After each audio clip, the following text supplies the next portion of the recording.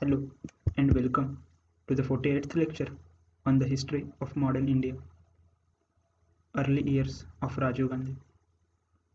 In our last lecture, we discussed how Rajiv Gandhi was elected as Prime Minister with unprecedented majority.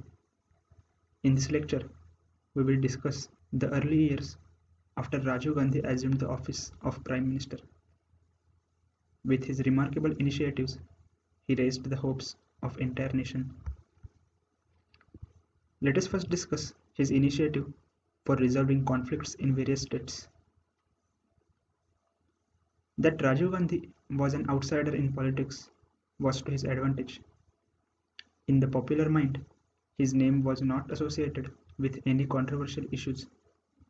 He was not aligned to any caucus, and he had not yet created a coterie of his own. His appeal was enhanced by his youth. He was still under 40 in 1984. Here was a fine gentleman, throughout well-meaning, earnest, and honest.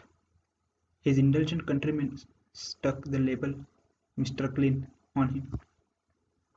Rajiv's main advisors also came from outside politics. They included Arun Singh and Arun Nehru, two friends from the corporate sector who were made ministers. Like him, they were young and English speaking. Like him, they were at ease with modern technology. They made manifest their intentions to take India directly from the 16th century to the 21st, from the age of bullocks to age of personal computer. In some parts of the media, the new recruits attracted derision or amusement, being known as Raju's computer boys. In other parts, they attracted approbation. Rajiv Gandhi was compared to John F. Kennedy, who had likewise symbolized youth and the hope of a new generation, assembling a team of the best and the brightest to carve a new future for his land. In the first year of his term, the Prime Minister was often on tour, making his acquaintance with parts of the country he had not previously seen. Rajiv Gandhi's discovery of India was appreciately covered in the press and on television. The 1980s had seen an enormous growth in the ownership of TV sets. With broadcasting still a state monopoly, the government channel Doordarshan shot and showed hundreds of hours featuring the young and handsome Prime Minister in the field, on a houseboat in Kashmir, in a remote tribal hamlet, among coconut trees in Kerala. Everywhere he met ordinary Indians and received their petitions, passing them on to the district administration for action. With a comfortable majority in hand, the Prime Minister moved swiftly to make peace in the Punjab. The leaders of the Akali Dal were let out of jail and emissaries sent to talk to them. Sant Harcharan Singh Longowal seemed as keen as Rajiv Gandhi to put the past behind him. In July 1985, the two leaders signed an accord agreeing to transfer Chandigarh to Punjab within a specified time frame, assuring Punjab a fair share of river waters and committing the government to a fresh review of center-state relations in general. President's rule was to be revoked and state elections held. Following the agreement, Sant Longowal toured the Punjab, speaking at public meetings and preaching in gurudwaras. Everywhere he asked that the people support the moves for reconciliation. While addressing a congregation in Sangrur, Longowal was shot dead by two young men.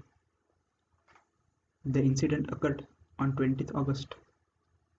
Bravely, the government chose to go ahead with assembly elections in late September. The son's death created a wave of popular support for his party. The Akali Dal won a comfortable majority for the first time in the province's history, with two-thirds of the adult population casting their ballots. The polls were interpreted as a vote against extremism. Meanwhile, at the other end of the country, the government also clinched an agreement with the All Assam Students Union. The two sides agreed on cut-off dates for infiltrators.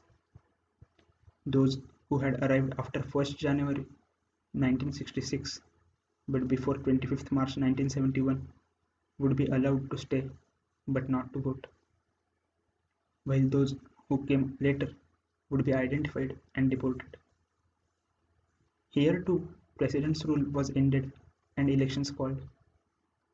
A students' union transformed itself into a political party, with ASU members creating the Assam Gana Parishad. When polls to the State Assembly were held in December 1985, the AGP trounced the once dominant Congress. The new Chief Minister, Prafulla Mahanta, was only 32 years of age, and many of his legislators were even younger. As in Punjab, the result was hailed as a vindication of democracy. In June 1986, the Government of India signed a peace agreement with Lal Denga, leader of the Mizo National Front. By its terms, the MNF rebels laid down their arms and were granted an amnesty against prosecution. The government agreed to grant full statehood to Mizoram, and Lal Denga himself assumed office as Chief Minister, taking over from the Congress incumbent. As in Punjab, the result was hailed as a vindication of democracy. Senior Congress figures in Delhi argued that while their party had lost, the Republic of India had won. Men who were distributing dynamite earlier were handling poll posters. Let us now turn to the economic policies of Rajiv Gandhi government. One of the new Prime Minister's more daring departures was on economic front.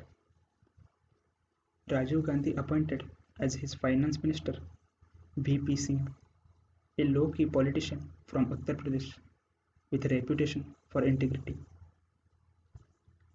The government's first budget, introduced in March 1985, sought to remove some of the controls and checks in what was one of the most tightly regulated economies in the world.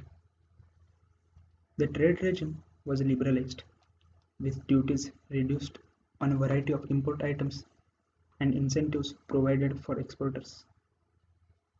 The licensing regime was simplified, with key sectors such as machine tools, textiles, computers, and drugs deregulated. Curbs on assets of individual companies were partly lifted, and rates of corporate and personal income tax reduced. It was argued that these changes would result in increased production and greater competitiveness. The Prime Minister said in February 1985, the Indian economy had got caught in a vicious cycle of creating more and more controls. Controls really lead to all the corruption, to all the delays, and that is what we want to cut out.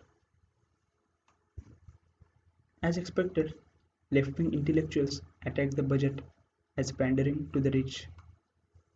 Freeing the trade regime would make India excessively dependent on foreign capital. This is what they argued. However, the new policies were welcomed by the business sector and, more importantly, by the middle class. This last sector of population was by now quite large. Some estimates put their number as high as 100 million people. There was an expanding market for consumer durables, for items such as refrigerators and cars, previously owned only by select few. New trades and businesses were opening all the time. There was a boom in the housing and real estate market, and even more restaurants and shopping complexes. The latter half of the 1980s was a good time for Indian business. Industry grew at a healthy rate of 5.5% per year, with the manufacturing sector doing even better, growing at 8.9% per annum.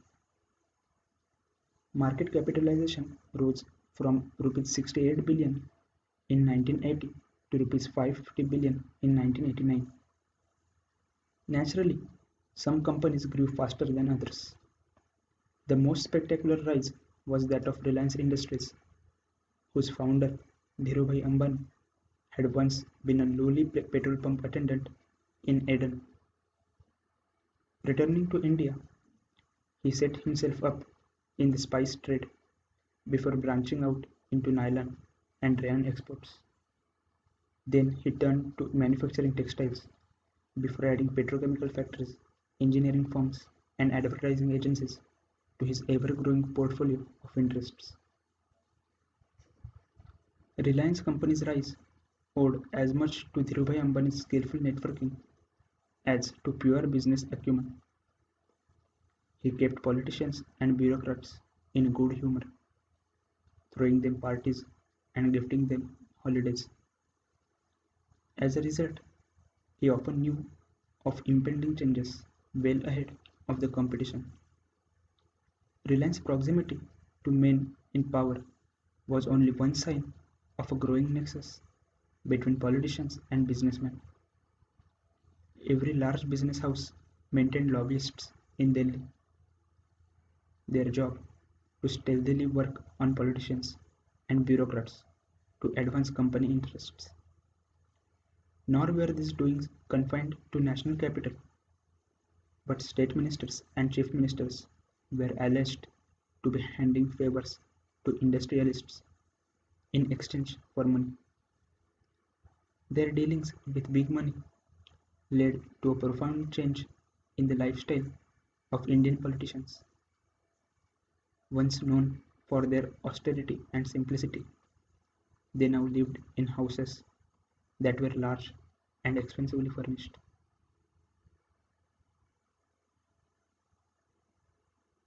The first major crisis faced by Rajiv Gandhi was the Shah Banu case, which shook entire nation in some way or other by triggering the chain of events. In our next video, we will discuss the Shah Banu case and how Rajiv Gandhi missed an opportunity by succumbing to conservative Muslim forces. Thank you for watching this video. Please like, share and comment because discussion is solution. For more discussions, please subscribe our channel.